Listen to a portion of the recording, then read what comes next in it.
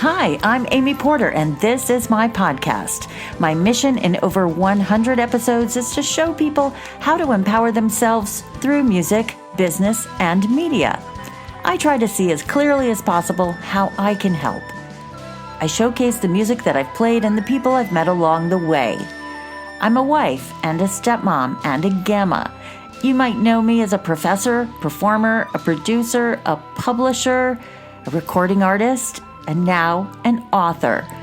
And I'm the founder of a couple of nonprofits. Welcome in to my Porterflute pod.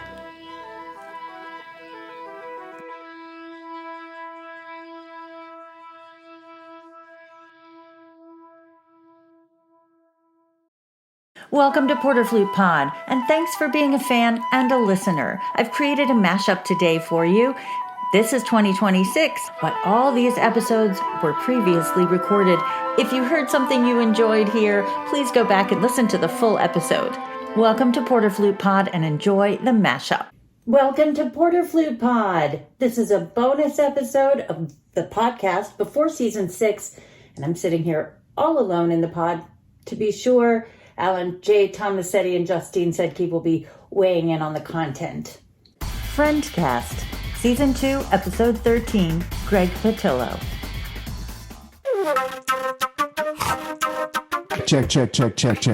Check.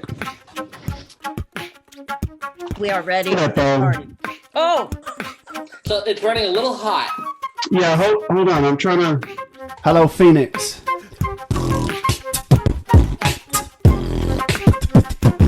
Can you hear that? I have no idea. I am definitely awake this morning right now. We can hear that. Absolutely.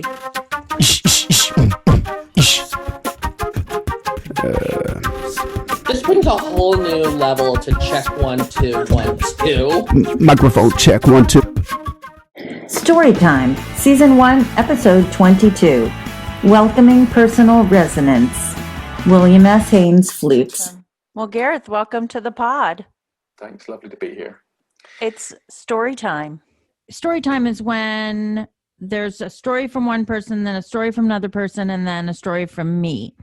So I thought this time I could do a story from William S. Haynes, a story from, I don't know, The Office, like, you know, one of the most famous head joints ever made, or one of the most famous stories about a Haynes flute, or because I find that when we're sitting around at dinner and someone says, I have a story, everybody sits up and listens or leans back and listens, and we're really excited to hear their story, you know? This seems to be like a classic story that runs throughout the Haynes history, and it's this joke of whenever somebody important gets their flute serviced, then I mean this has been a gag that it carries through is that so whoever in the shop will have this terrible old flute that's like a piece of junk, and they'll have this ready. So for whatever celebrated flute player comes in,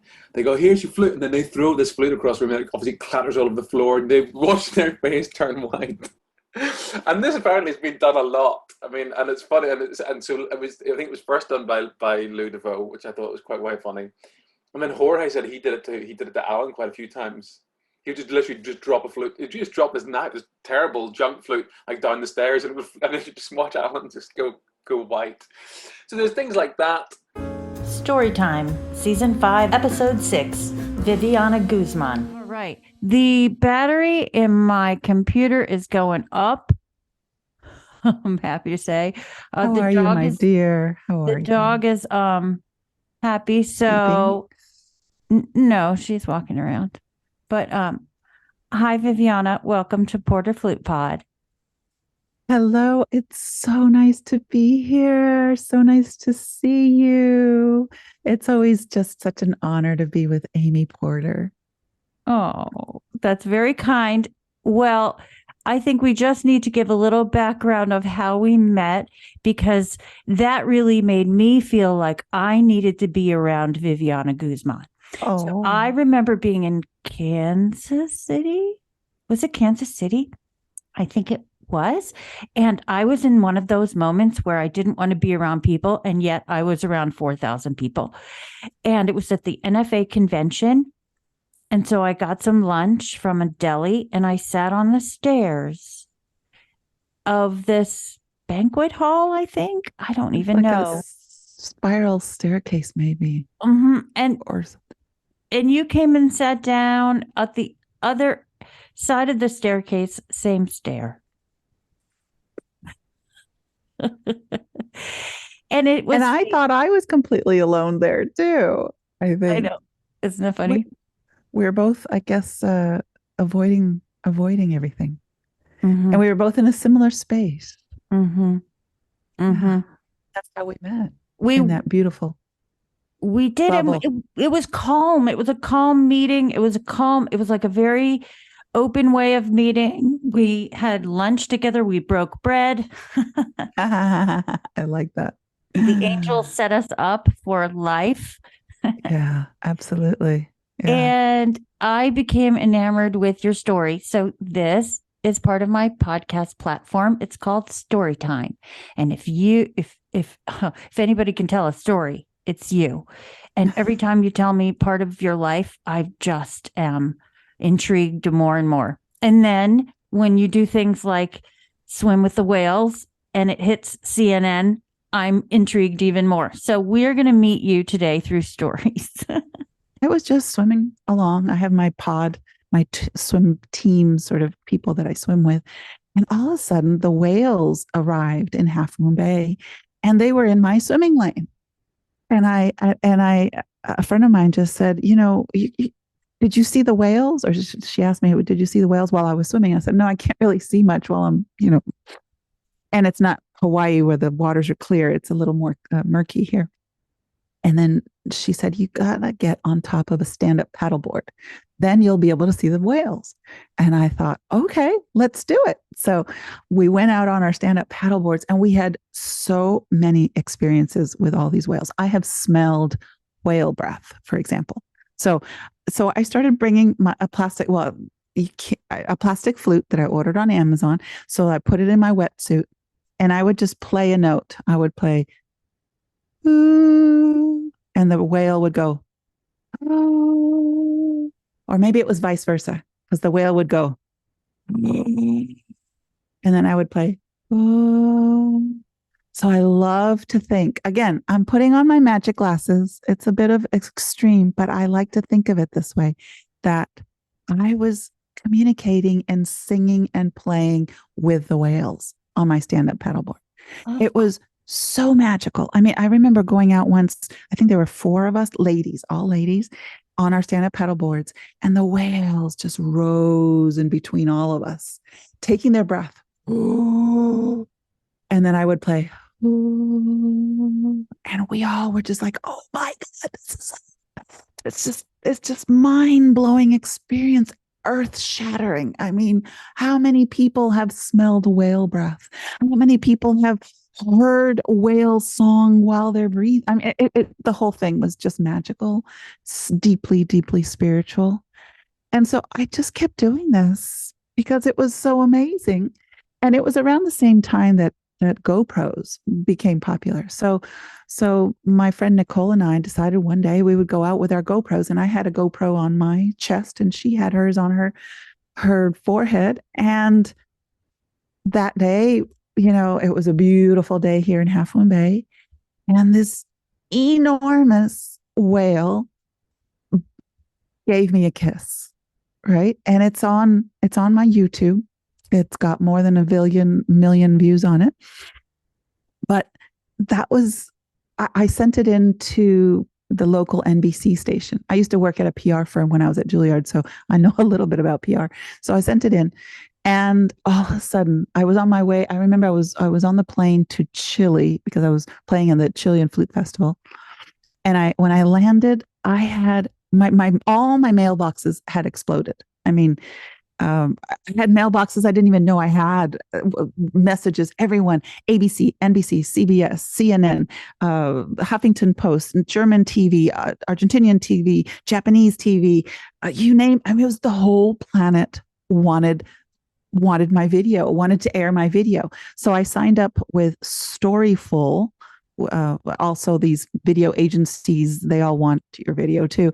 And I ended up making a ton of like thousands of dollars. And it's still like just this year, Japanese TV asked me to re-air the thing. And I got another $2,000 from that, 2,000 euros. They paid me in euros for some reason, even though it was Japan. Anyway. Etudes, Daphnis, and Arabesque, Season 2, Episode 3. Let's begin with the sunrise.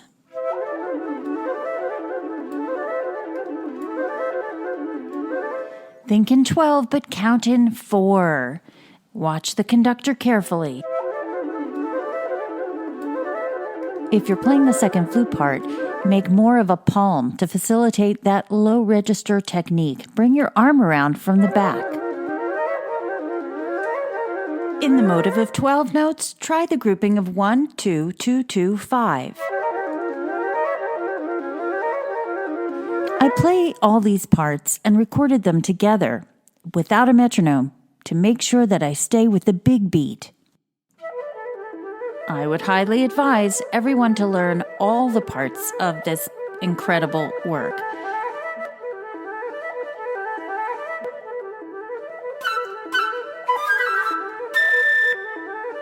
The second flute should be subordinate in tone. In her book, Great Flute Duos from the Orchestral Repertoire, Jean Baxtresser writes, the first section is to be played at a soft, dynamic level without accents and with perfectly calibrated 30-second notes. Storytime, Dilshad Bilamoria Poznak, Season 2, Episode 8. Okay, so Jeannie Baxtresser's second excerpt book, your name is right there with hers. Those second flute parts, which, I learned so much about the importance of sitting in that chair. So it's not just about sitting in the principal chair. It doesn't matter where in the section you are. And to hear her talk about her years with Renee and to then get all the feedback from Renee, because her words are in that book as well, and understand the relationship that the two of them had was fantastic. So I have this one really good story from working on the second flute excerpt book with Jeannie. So we would submit our versions to Danny Dorff, wonderful, editor over at Presser Publications. And Danny would send it back and we would send corrections back and forth. And this was at the very, very late stages of the book almost going to print when we got back a version and realized that there were 2 principal flute parts for Brahms 1 instead of a flute 1 and a flute 2 part. So once we realized this with horror, that somehow in replacing things, this has happened, we actually sat down and started and ended every single excerpt in that book. So here I am at Jeannie's house, probably close to midnight, and both of us pull our flutes out, and I get to start and end every excerpt in the second flute excerpt book with Jeannie Baxtresser. If that is not a gift of all gifts, I don't know what is, but my learning through that whole process and that night in particular, I will absolutely never forget. It was a great lesson, an easy lesson, a gifted lesson. Amazing. Exactly. Absolutely. And I think for me, beyond anything flute that Jeannie ever taught me, I think she was always such a consummate, wonderful professional and teacher. And I try to take those lessons with me anytime I'm with flute in hand and even when I'm not with flute in hand. She's a great inspiration. Yes. I love our first meeting as well. I remember often my first lesson with you, Amy, at the Juilliard School at Jeannie Baxtresser's International Flute Masterclass. So here we goodness, Amy Porter. Here we go. Here we go. I am now hearing more and more of actually what I said in these 20-minute lessons that I taught in the year 2000. It was quite a prolific experience for me as a young teacher, I have to say, to stand on the stage next to my teacher and just take a bow. She didn't really hear me teach. She just put me in a room for 20 minutes with a lot of people for many days. So I was one of those people.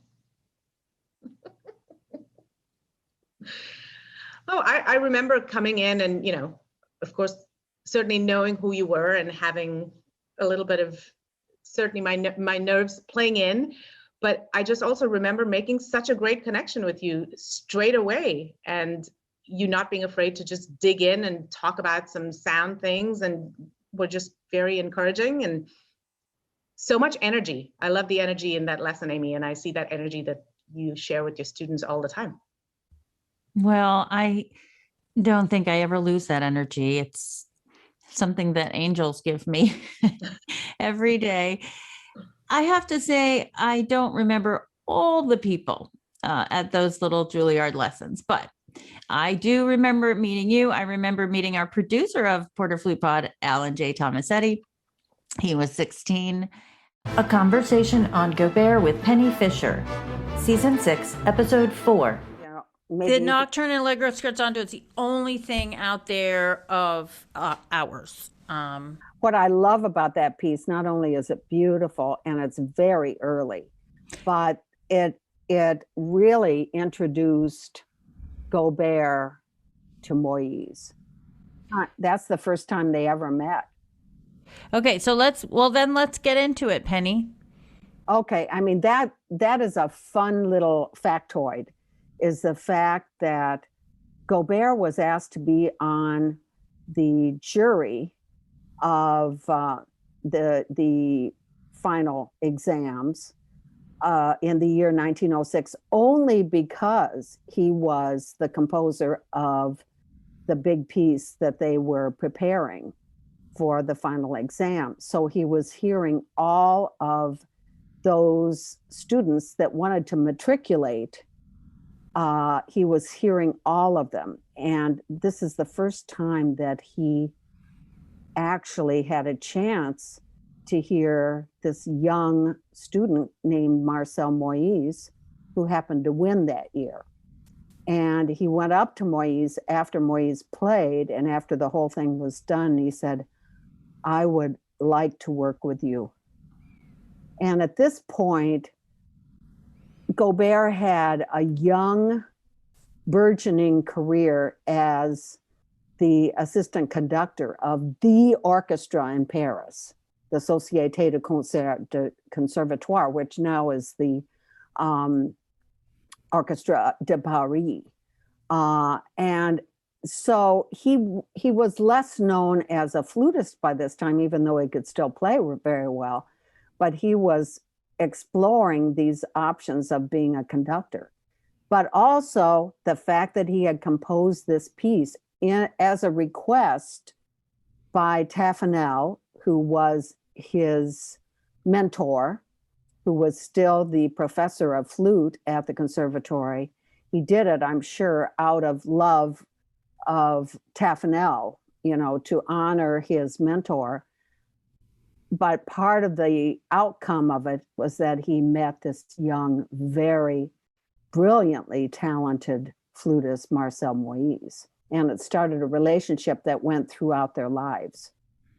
And the importance of the Nocturne and Allegro Scherzando in its early writing in his career is so important to me. People don't realize that this is one of the first pieces, if not the first. And it's super important to play in the repertoire. And so why is it important to include this piece in our repertoire? I think it funnels right in with the great concours pieces that we have in our flute repertoire from the Paris Conservatory days. And it's deceptively difficult piece, is my feeling. It looks easy, but it is not all that easy to play beautifully. And I think part of it is that Gobert was enough of a flutist. In fact, he was the premier young flutist in town. At the time, he was first flute in the Société de Concert de Conservatoire, and he was this burgeoning assistant conductor there. But he knew the instrument very well, from the technical, from the tonal standpoint, from colors. And so that the piece that he wrote to honor his beloved mentor, Taffanel, has all of those qualities in it, in spades. Now, this was a fresh new instrument to them as well. Well, the instrument, had gone through so many stages at the Paris Conservatory. It started way back in 1792 with Devienne, with his one-keyed flute, and then evolved over the 19th century as the flute became a 3- and 4-keyed instrument, then a 6-keyed instrument. Then finally, Theobald Böhm had developed his new key mechanism, which was embraced by the French. First of all, they were the first ones to embrace that new key system. And by the time, Altes preceded Taffanel, and the music was reflecting the abilities of this new instrument to be able to facilitate such a stronger technical facility, and also still to have a lot of tone color. Those that didn't like the new instrument didn't think it had the tone colors that they were used to from the wooden flute, because that beautiful, soft, sweet sound of the wooden flute is different from our metal flutes. The great things about the Böhm system flute outweighed it. And so music started to change. The music that was written for this new instrument was much more technical. It was much more bravura. It reflected more of the violin bravado of the 19th century literature of the violin. And so we have this new possibility of things that a composer can do to write for the instrument. And Taffanel was smart enough to go after the best French composers of the time to write these year-end concours pieces that now are part of our basic repertoire. And they were all written to kind of display the potential of this newly embraced flute of the time. All right, Gareth, well, I'll let you go. I have 5% battery on my computer anyway. It was perfect timing. Good. No, it was nice. Thanks for having me. Thank you again. Thank you again for having me be a guest on your podcast. I've had so much fun. It was a delight.